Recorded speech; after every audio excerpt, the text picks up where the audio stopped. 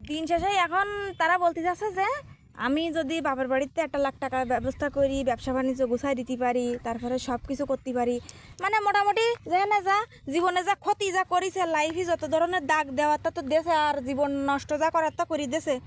তাই এখন তারা চাচ্ছে যে আরও 16 কলা বদাই করে আনিয়ে দিই, আর দিতে না পারলে আমার ব্ল্যাকমেল করতেছে, ভিডিও দিচ্ছে বিগি সিগি।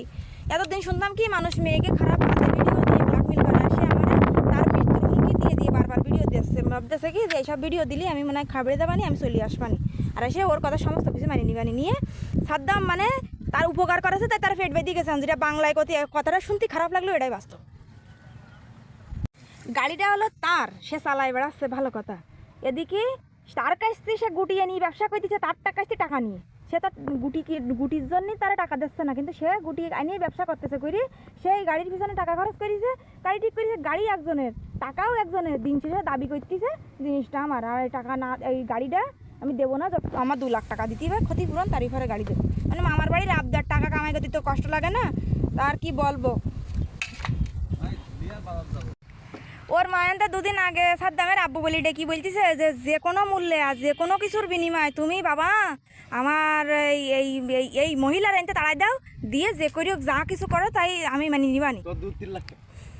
10 লাখ টাকার বাজেট দেছে, মাঝে একজনেরও বলিছে অফার দেছে, যখন আমি নতুন গেছি তখন অফার দেছে 10 লাখ টাকা দেবো আমার ওই মাগিরি যে করি হোক বাড়িতে তাড়াতে, মানে এইভাবে বাজে ভাষা দিয়ে। আর সাদ্দাম রেও সে অফার দেছে, কিন্তু সাদ্দাম তো গাড়ল পাগল না, কারণ সে ক্ষতি চায় না কারোর, করিনি আজ পর্যন্ত কোনোদিন ক্ষতি করিনি, আর ভবিষ্যতে আমার মনে হয় করবেও না। অবশ্য যাই হোক, যতদিন তার সাথে মিশিছি ওটা বসা নিয়ে রান্নার সম্বন্ধে, তা সে কখনো খারাপ ডিরেকশন দিইনি, আর সে কখনো চায়ও না যে আমাদের এইভাবে যাক। শুধুমাত্র আমার মুখের দিক তাকাই সে বলেছিল ঠিক আছে আমি ওর ব্যবসা বাণিজ্য জেনে যা সব কিছু গুছাই দেবো, তোর যাতে কোনো কষ্ট না হয়। আমার সাথে তো তার আফু ভাইয়া এইটুকু সম্পর্ক, দ্বিতীয় আর কোনো সম্পর্ক নাই। কিন্তু রানা যেভাবে যা শুরু করেছে আর যা বলতেছে তা জাস্ট মানে সহ্য করার মতন না একদম। এই সেমভাবেই মঙ্গলরাও এরম করিল, এই মঙ্গলের সাথে কাহিনীটাও ঠিক এরকম। এই সাদ্দাম যেরকম ভালোবেসি, সাদ্দামের মতন এতটা ক্লোজলি মঙ্গলের মানে মঙ্গল ঢুকিয়ে বাড়ি ছিল না, কিন্তু তারপরেও মঙ্গলরাও এরম এইভাবে এই ভাষায় এখন তারপরে কি ওর কাছে 2 লাখ টাকা পাবো এই সেই বাল চল করে ওরাও এই কায়দাই করলে, ও ঠিক নিঃস্বার্থভাবে ভালোবাসে ওর কোলের কাছে আগায় আইলো। কিন্তু ও আসলে মানুষের সম্মানও দিতে জানে না, মানুষের ভালোবাসাটাও বোঝে না। দিন শেষে আমি ওর জন্যই যা করলাম, তা আমার মনে হয় ওর বাপ মা জন্ম দিতে দিয়েছে, তা ওর বাপ মা ওর জন্যই রাম করিনি, তা সে আমার মূল্যটাই বুঝলে না।